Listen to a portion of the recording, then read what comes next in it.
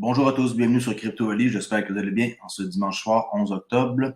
Alors, on commence immédiatement avec le prix du XRP comme d'habitude sur CoinGecko qui est à 33 cents 45 canadiens, légèrement en hausse depuis une heure et rien de changé depuis une journée et en hausse de 2,7 depuis 7 jours.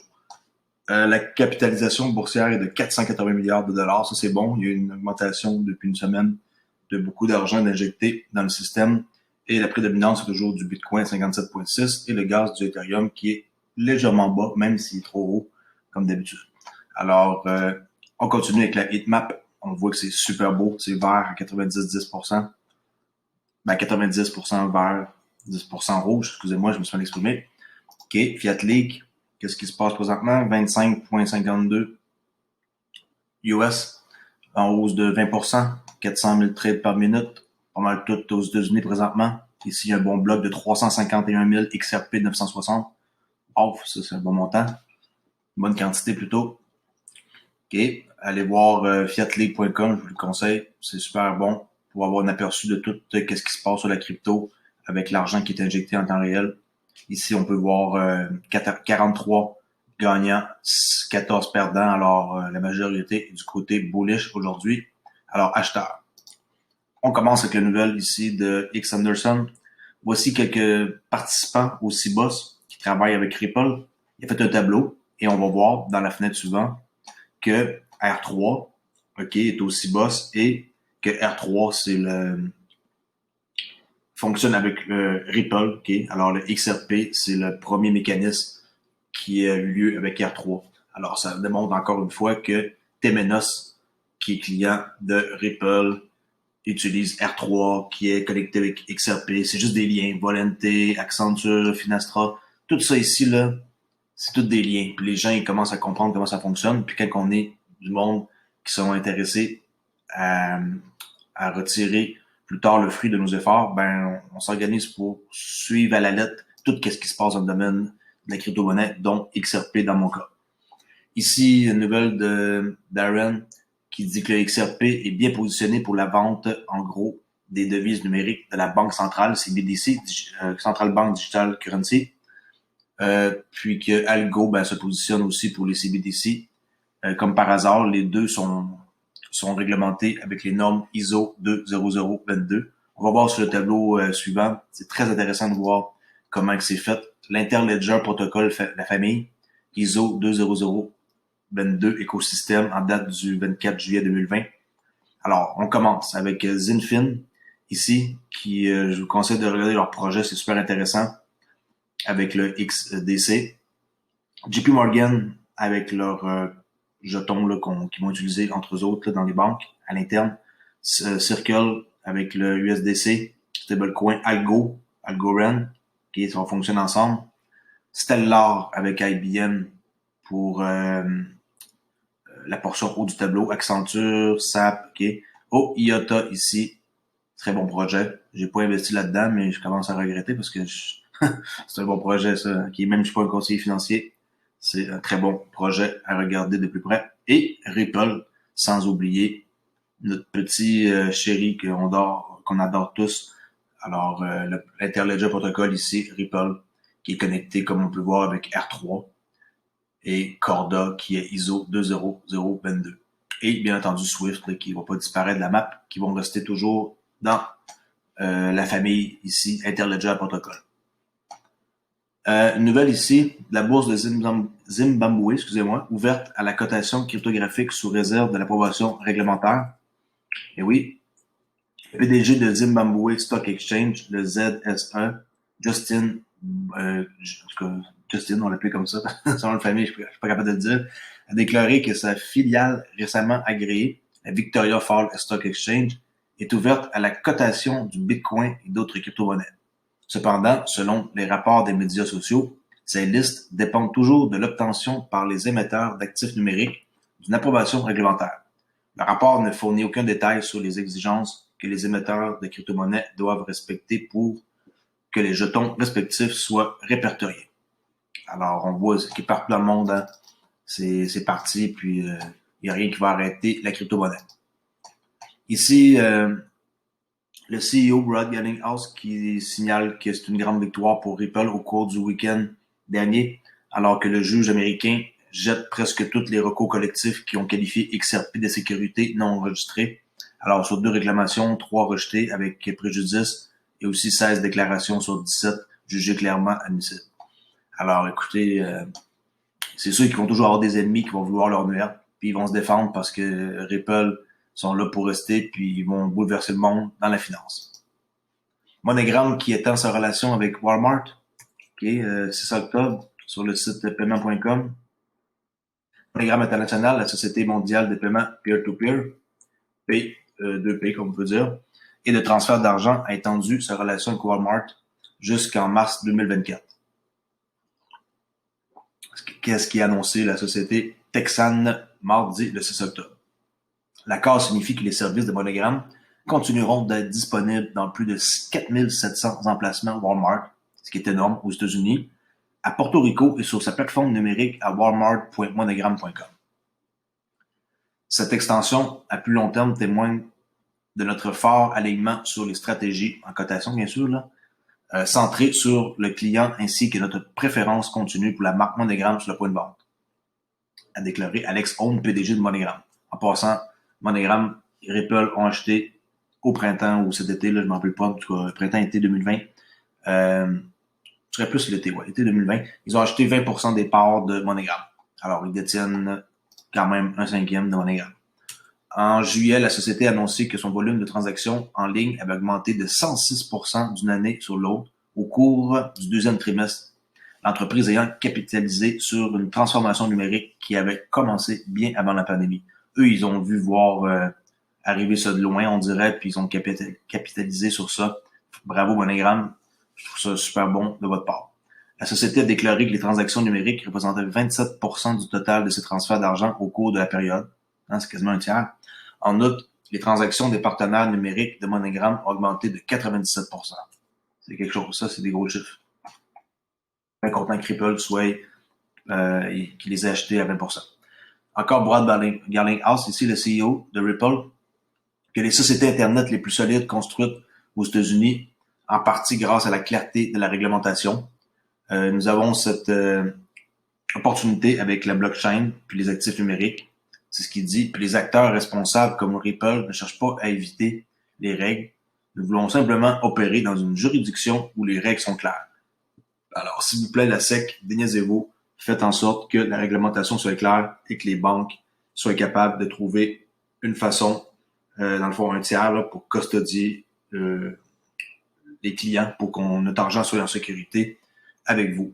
On a eu l'autorisation de Brian Brooks, de l'OCC, l'Office de contrôleur de la monnaie aux États-Unis, qui a autorisé les banques à détenir de la crypto. Maintenant, il faut que les banques trouvent quelqu'un qui va sécuriser les fonds.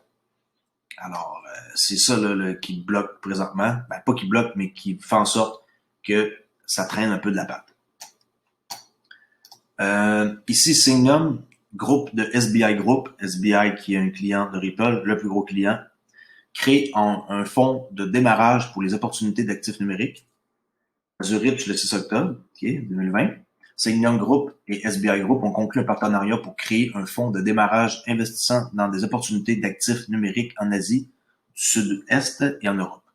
L'industrie des actifs numériques connaît une croissance exponentielle. Pour ceux qui ne le savent pas, là vous le savez, et attire de nombreux entrepreneurs talentueux qui cherchent à perturber le statu quo. Les investisseurs bénéficieront de l'expertise approfondie de 2 partenaires en matière d'actifs numériques, services financiers, fintech, ainsi que de la force de leur réseau combiné en Asie et en Europe.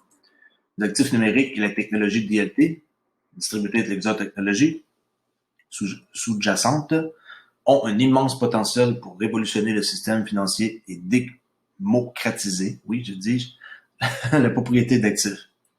Les investisseurs du fonds bénéficieront de l'expertise complémentaire de Sygnum et SBI qui apportent à la table en tant qu'institution financière de premier plan et pionnier dans le domaine des actifs numériques, ainsi que la force de leur réseau combiné en Asie et en Europe. SBI Group est un membre fondateur de l'Association japonaise des offres de jetons de sécurité, un STO qu'on appelle, et un investisseur chevronné dans le domaine ayant investi dans des sociétés DLT de premier plan tels que Ripple, OK, et aussi R3. Ça, c'est vraiment important, là. Si vous ne connaissez pas SBI Group, allez voir. J'en ai parlé déjà plusieurs fois, j'en ai parlé encore.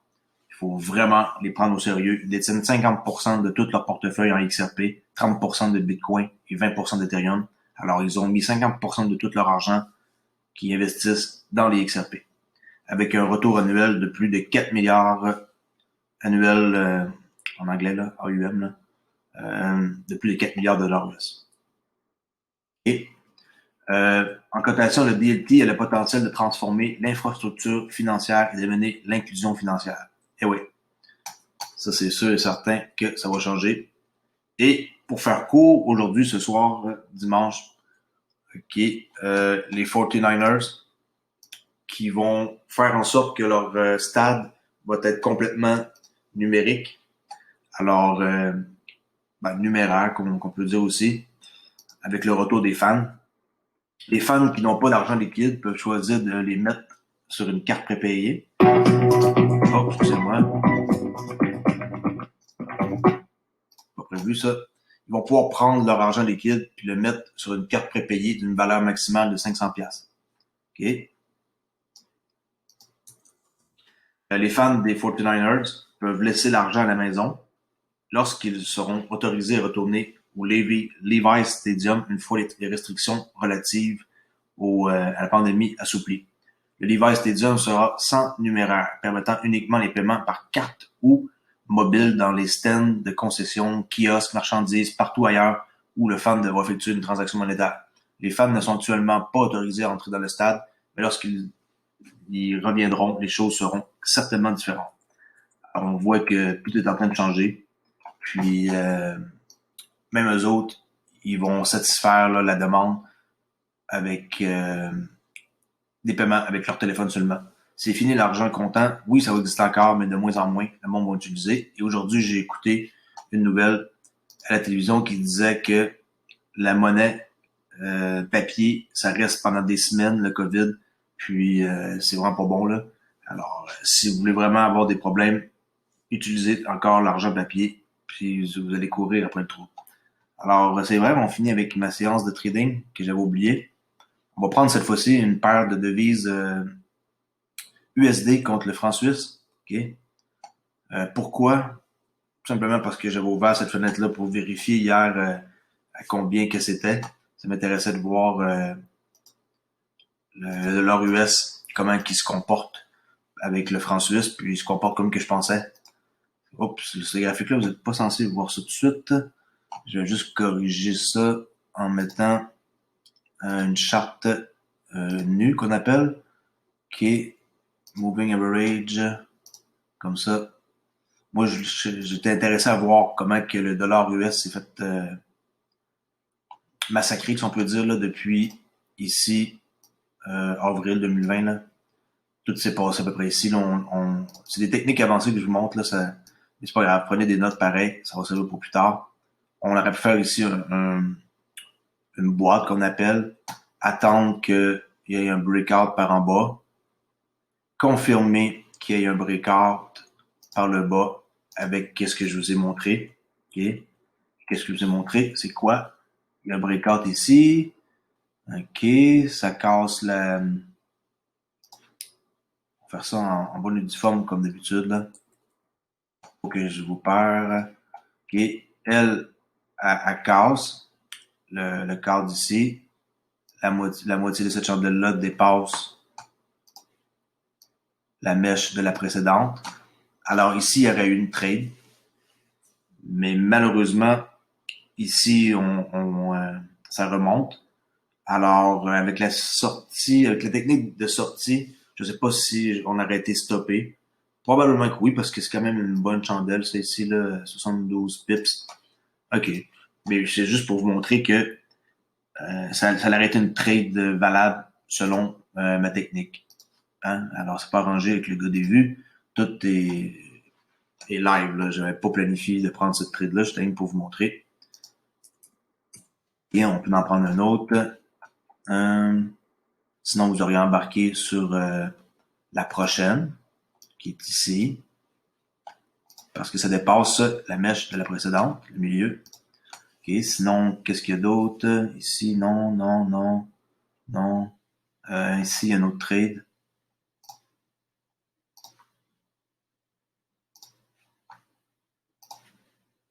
Le milieu, c'est environ ça. Ça dépasse la précédente. OK. Et là, ben, la trade, elle continue, continue. Ici, c'est pas une trade. Ça non plus, ça continue, ça continue. Ici non plus, c'est pas une trade non plus, ça continue. Ici, un autre signal. Vous auriez pu renforcer votre position sur cette chandelle-là. Là, je parle avancé, là, comme stratégie, mais c'est pas grave. Ça va faire de quoi de plus à vous faire mijoter. Ça ici, ça dépasse le bas, la mèche ici. Alors, un autre trade très payante d'ailleurs. Et là, il y a une technique ici là, pour comment faire pour sauvegarder, pas pour sauvegarder, pour garder ses profits. Il y a une technique que je vais vous montrer plus tard. Alors, c'est ça, ça fait un changement de voir un autre graphique.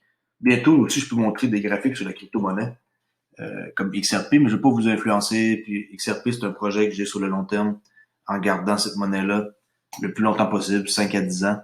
Alors, si je vous montre une charte, là, vous allez voir un signal de vente. Vous allez penser qu'XRP, il faut s'en débarrasser, blablabla. Alors bon, c'est tout pour aujourd'hui. Je pense que je ne vais pas trop m'aventurer dans des techniques trop avancées de trading. Ça va venir en temps et lieu. Je vais rajouter toujours un peu quelque chose quand je vais sentir que c'est le besoin. Alors, ma chaîne s'appelle CryptoAli. Je me spécialise dans le XRP, Ripple en général. Je parle de d'autres crypto-monnaies qui m'intéressent. Mais mon focus est sur XRP parce que c'est la meilleure crypto-monnaie à acheter.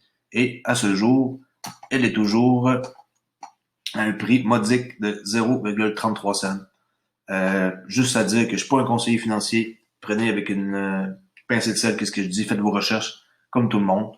Mais ça va me faire plaisir de répondre à vos questions si vous en avez. Alors, bonne fin de soirée et je vous dis à demain pour une autre vidéo. Merci, au revoir.